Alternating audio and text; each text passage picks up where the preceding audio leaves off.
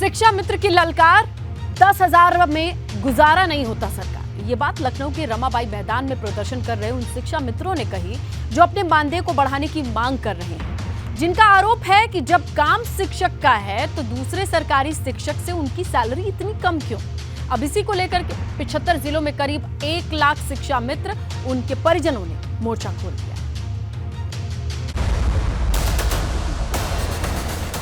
शिक्षा मित्र की ललकार, 10,000 में गुजारा नहीं होता सरकार। सड़क पर शिक्षा मित्र, सरकार के सामने स्थिति विचित्र। लखनऊ के रमाबाई मैदान में उमड़ी ये भीड़ यूपी के उन शिक्षा मित्रों की है जिन्होंने अपनी मांग के जरिए सरकार के सामने एक नई जंग छेड़ दी है, क्योंकि यूपी के शिक्षा मित्रों के लिए 10,000 में गुजारा करना मुश्किल हो गया है। जिनका आरोप है कि जब काम शिक्षक का है तो दूसरे सरकारी शिक्षक से उनकी सैलरी इतनी कम क्यों। अब इसी को लेकर सभी 75 जिलों के करीब 1 लाख शिक्षा मित्र और उनके परिजन लखनऊ में प्रदर्शन कर रहे हैं। शिक्षा मित्रों का कहना है कि वो और उनके परिवार अवसाद की स्थिति में हैं। आर्थिक तंगी के चलते हजारों शिक्षा मित्र अपनी जान गंवा चुके हैं। ऐसे में शिक्षा मित्रों की स्थिति को सुधारा जाना बहुत जरूरी है।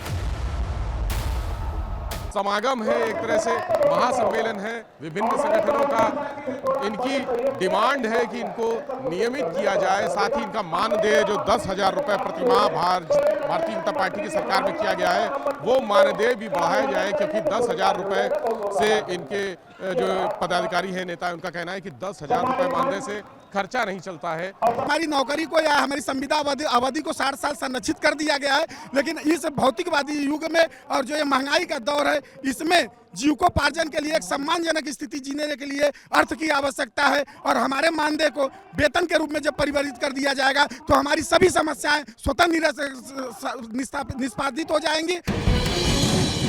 शिक्षा मित्रों की मांग अपना मानदेय बढ़ाने के साथ साथ रिटायरमेंट की उम्र 62 साल करवाने की भी है।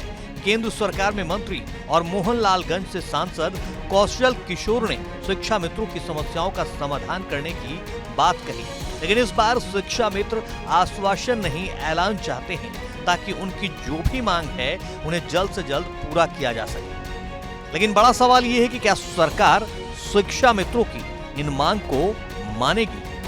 विवेक त्रिपाठी, एबीपी गंगा, लखनऊ। 3 दिन 60 सवाल, डॉन पर ड्रामा, ड्राइवर बताएगा जेल वाला कारनामा।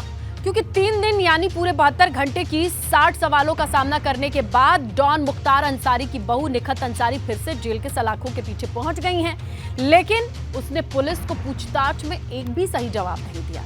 अब सबकी निगाहें ड्राइवर नियाज पर टिक गई हैं, जिसकी 48 घंटे की पुलिस कस्टडी अभी भी बाकी है। अब सवाल इस बात का है कि क्या पुलिस ड्राइवर से जेल कांड से जुड़ा कोई बड़ा खुलासा या राज उगलवा पाई है।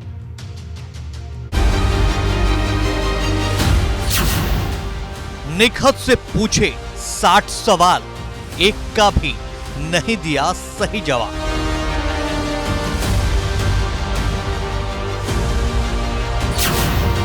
जेल की प्राइवेट मुलाकात, निखत ने अब तक नहीं खोले राज। जब से मुख्तार अंसारी के बेटे अब्बास अंसारी और उसकी पत्नी निखत अंसारी की जेल में प्राइवेट मुलाकात का खुलासा हुआ है, मामला गिफ्ट और रंगदारी को लेकर उलझता जा रहा है। बीते 3 दिन से पुलिस निखत से सवाल पूछ रही थी, लेकिन निखत मामले को सुलझाने की जगह और ज्यादा उलझाती जा रही थी, क्योंकि सूत्रों के मुताबिक पुलिस ने 60 सवाल पूछे हैं, लेकिन एक भी सवाल का जवाब निखत ने ठीक से नहीं दिया है।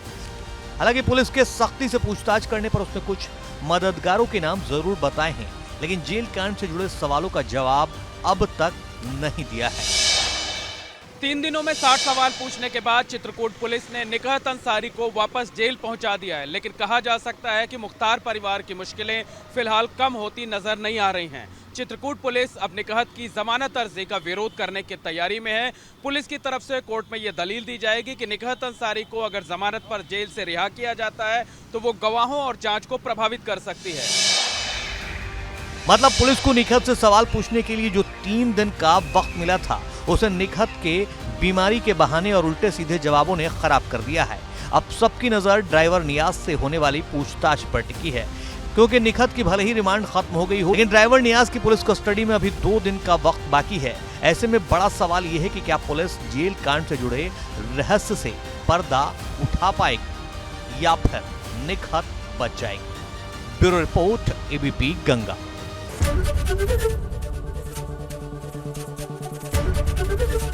एबीपी गंगा, खबर आपकी, जुबान आपकी।